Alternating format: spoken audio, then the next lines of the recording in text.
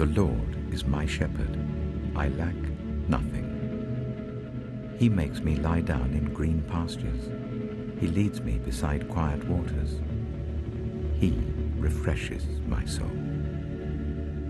He guides me along the right paths for his name's sake. Even though I walk through the darkest valley, I will fear no evil, for you are with me. Your rod and your staff, they comfort me. You prepare a table before me in the presence of my enemies. You anoint my head with oil. My cup overflows. Surely your goodness and love will follow me all the days of my life, and I will dwell in the house of the Lord